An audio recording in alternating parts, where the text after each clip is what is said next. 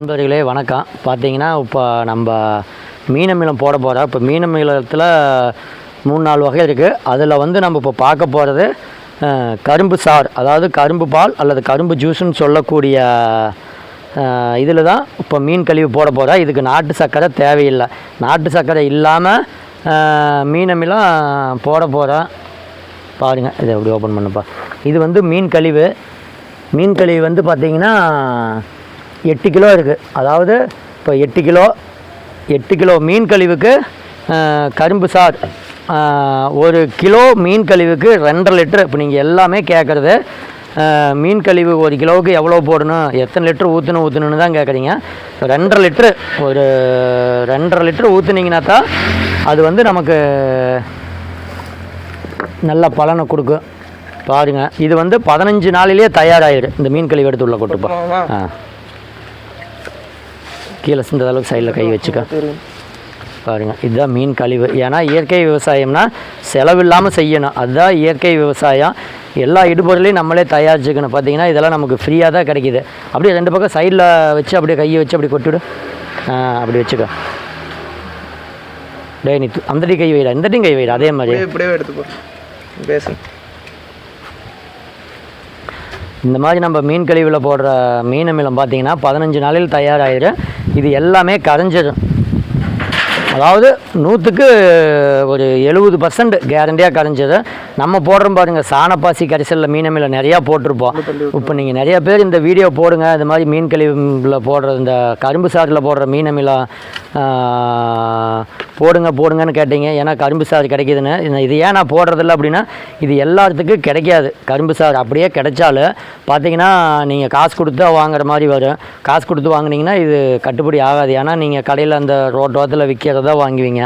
அது பார்த்தீங்கன்னா லிட்டரு உங்களுக்கு குறைஞ்சபட்சம் 100 ரூபாய்க்கு மேலே வந்துடும். இப்போ நான் வந்து பார்த்தீங்கன்னா நாமக்கல் மாவட்டம் பரமத்தி வேலூர் தாலுக்கா கபிலர்மலைக்கு பக்கத்தில் எங்கள் ஏரியாவில் தான் இருக்கிறதுலே தமிழ்நாட்டிலேயே கரும்பு ஆலை அதிகம். அதனால் இங்கே கரும்பால் அதிகமாக இருக்கிறதுனால, அதாவது குண்டு வெள்ளை செய்கிற நாட்டு சர்க்கரை செய்கிறது இங்கேருந்து எக்ஸ்போர்ட்டே ஆகுது. அதனால் எங்களுக்கு கொஞ்சம் ஃப்ரீயாக கிடைக்கும். நம்ம சொந்தக்காரங்களே வச்சுருக்கிறதுனால நமக்கு கொஞ்சம் கிடைக்கும். அதனால் நம்ம போடுறோம். இப்போ வந்து நீங்கள் எப்படி போடணும்னு தெரிஞ்சுக்கிறதுக்காக தான் இந்த வீடியோ. கொட்டுப்பா டக்குன்னு. பார்த்திங்கன்னா இப்போ நம்ம போட்டிருப்ப சாணப்பாசி கரைசலில் மீன் அமிலம் அது வந்து பார்த்திங்கன்னா 7 நாளையில் தயாராகிடுது. இது வந்து 15 நாள். அது குறைஞ்சபட்சம் நல்லா வெய்ய அடிக்கலினாலும் 10 நாள். பாருங்கள், இப்போ இந்த பேரில் வந்து பார்த்திங்கன்னா நம்ம போட்டாச்சு. அடுத்து கரும்பு ஜூஸ் எடுத்து ஊற்றுப்பா. கரும்பு சாறு, அதாவது எங்கள் ஏரியாவில் கரும்பு பால்னு சொல்லுவான். வெயிட் தூக்கணும். நீ தூக்கி ஊற்று. இல்லை கை கழுவிட்டு வந்தாச்சியா போடலாம், கழுவிக்கலாம். பாருங்கள், இதுதான் அப்படியே டக்குன்னு சாய்ச்சிக்கா. அந்த போய் பின்னாடி அடியில் போடுறா நீ ரக்ஷித்தை. அடியில் பிடிச்சிக்கா. பாருங்கள், இதுதான் கரும்பு ஜூஸ் சார், கரும்பு பால் எப்படி வேணாலும் சொல்லலாம். இப்போ இதை நம்ம ஊற்றிட்டு காலை மாலை கண்டிப்பாக கலக்கி விடணும். அதாவது கலட்ட தேவையில்லை, மூடிய அப்படியே ட்ரம்மை கேனை மட்டும் அப்படியே சுற்றி விட்டிங்கன்னா போதும். சேக்கானா போதும், அதுவே தயாராகிக்கும். பார்த்திங்கன்னா இப்போ நம்ம சாணப்பாசி கரைசலில் போடுற மீன் அமிலம் பார்த்துருப்பீங்க. அது வந்து 2 நாளையில் எல்லாமே கரைஞ்சிடும். இது கரையிறதுக்கு 10 நாளைக்கு மேலாகும். இது இருந்தாலும் கரும்பு ஜூஸ் தேவை, அதுக்கு வந்து தேவையில்லை. அதுக்கு நாட்டு சர்க்கரை 4ல் 1 பங்கு இருந்தால் போதும். வலிஞ்சிட போகுது. போதுமா ஊற்ற வேண்டாம். பாருங்க, ஒரு குச்சி எடுத்தால் கலக்கி விடலாம். ஃபஸ்ட்டு மட்டும் நல்லா கலக்கி விட்டுருணும். இன்னும் இவ்வளோவே ஊற்றிடக்கூடாதுப்பா, கொஞ்சம் கம்மியாக வச்சுருக்கணும். ஏன்னா பொங்கு. கலக்கி விடுப்பா.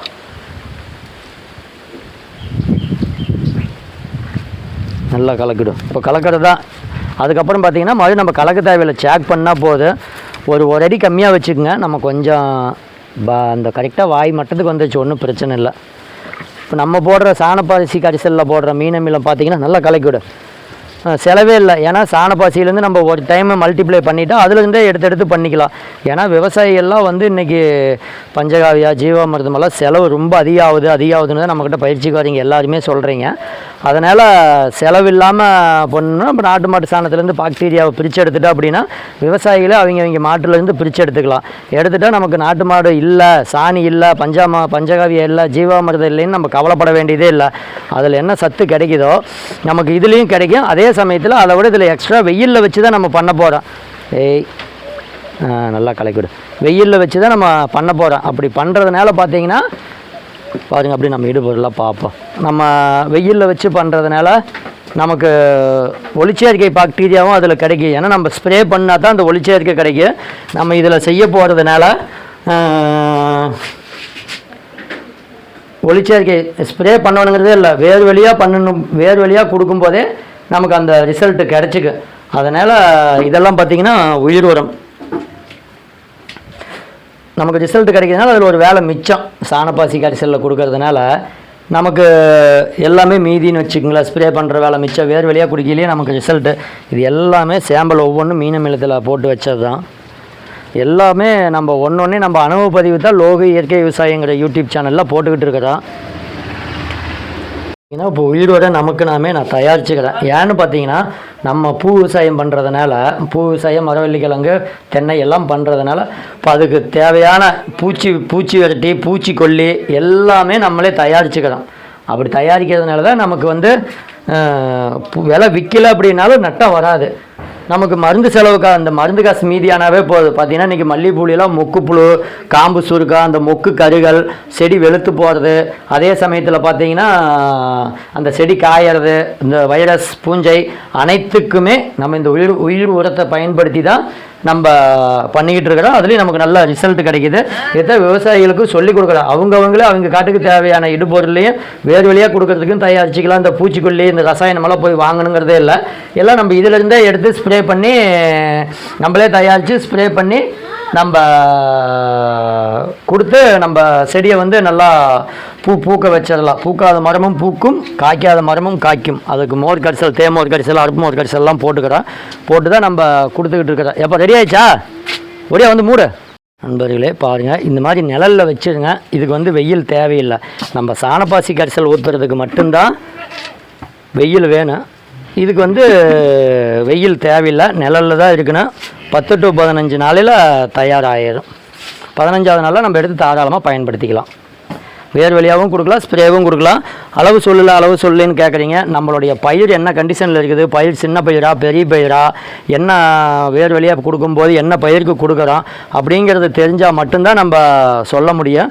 உங்களுக்கு தேவை அப்படின்னா நம்ம இதுலேயே நம்பர் கொடுப்போம். 97 87 155 461 இந்த நம்பருக்கு ஃபோன் பண்ணிவிட்டு, ஃபோன் பண்ணுறதுக்கு முன்னாடி உங்களுடைய என்ன பிரச்சனை அப்படிங்கிற செடிக்கு எந்த மாதிரி செடிக்கு பயன்படுத்தணும், என்ன பயன்படுத்தணும், சாணப்பாசி கரைசலா, உயிர் உரமா அல்லது மீன் அமிலமா அப்படிங்கிறத ஃபோட்டோ எடுத்து அனுப்பிட்டு இந்த செடிக்கு என்ன அளவுன்னு கேளுங்க. ஏன்னா நம்மளுடைய செடிக்கு அளவு முக்கியம். இயற்கை விவசாயத்தில் தோற்று போகிறதுக்கு காரணமே என்னன்னு பார்த்தீங்கன்னா சரியான புரிதல் இல்லை என்பது தான் உண்மை. ஏன்னா இப்போ சின்ன செடிக்கு இப்போ பஞ்சகாவியான்னு எடுத்துக்கங்க, 300 ml சொல்கிறாங்க. எல்லா செடிக்கும் அதே 300 ml தான் கொடுக்குறாங்க. ஜீவாமிர்தம் வேறு வழியாக கொடுக்குறது அதே மாதிரி தான். நம்ம அப்படி சொல்கிறதில்ல. ஏன்னா புரிதல், நான் அது மாதிரி கொடுத்து பார்த்துட்டு தான் நம்மளால் முடியலை அப்படின்ட்டு ஒன்று புதுசாக கண்டுபிடிச்சி நம்ம லோகு இயற்கை விவசாயங்கிற யூடியூப் சேனல்லே போட்டுக்கிட்டு இருக்கிற மக்களும் பயன்படுத்து. ஏன்னா நமக்கெல்லாம் இப்போ சொல்லிக் கொடுக்குறதுக்கே ஆளில் ஒன்றா செஞ்சு பார்த்து ஏகப்பட்ட பிரச்சனைகளை சந்தித்து அதுக்கப்புறம் தான் ஒரு தீர்வு கிடச்சிது. இப்போ அந்த தீர்வு தான் நம்ம விவசாயிகளுக்கு பயிற்சியாகவும் சொல்லிக் கொடுக்குறோம். அதே சமயத்தில் யூடியூப்லேயும் போட்டுடுறோம். அதனால் அதனுடைய அளவு முக்கியம். இப்போ மீன் அமிலமா 100 மில்லி, இப்போ செடி கறிகறின்னு இருந்தாலும் 100 மில்லி போட்டால் அப்படின்னா தலை ரொம்ப பெருசாகிடும், பூ எடுக்காது, காய்க்காது. இப்போ இதெல்லாம் மீன் அமிலம் தான். இப்போ அந்த மாதிரி பிரச்சனை ஆகிடும். அதனால் இப்போ கறிகருப்பு இருக்கும்போது நம்ம 50 மில்லி அல்லது 30 மில்லி ரொம்ப கறிகருப்பு இருந்தால் கொடுக்கவே தேவையில்லை.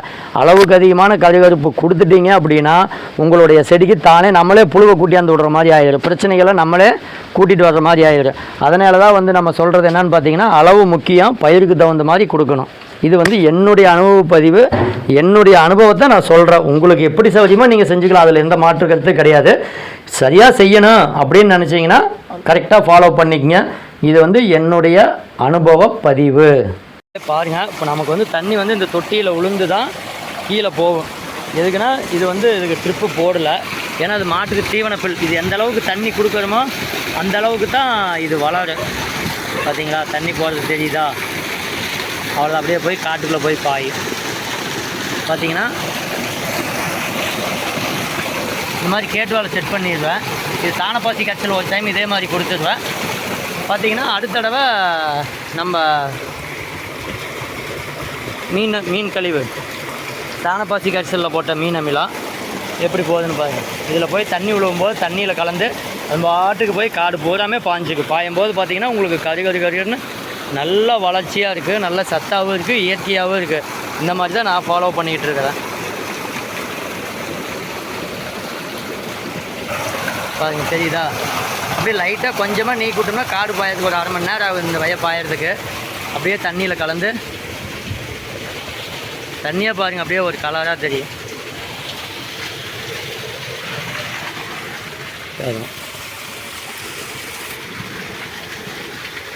அப்படியே காட்டுக்குள்ளே போய் புல்லு கரணைக்கு நம்ம மாட்டுக்கு தீவன புல் நல்லா கருன்னு வரும். நம்ம உரமே போட தேவையில்லை. இல்லைன்னா யூரியா போடணும், டிஏபி போடணும், பாட்டம்பாஸ் போடணும். இப்போ நம்ம இது கொடுக்கறதுனால மண் வளமாய்க்கும், நல்லா தூரும் நல்லா பெருசாக வருது. சும்மா ஜம்முன்னு இருக்குது கருன்னு பாருங்கள், தெரியுதுங்களா?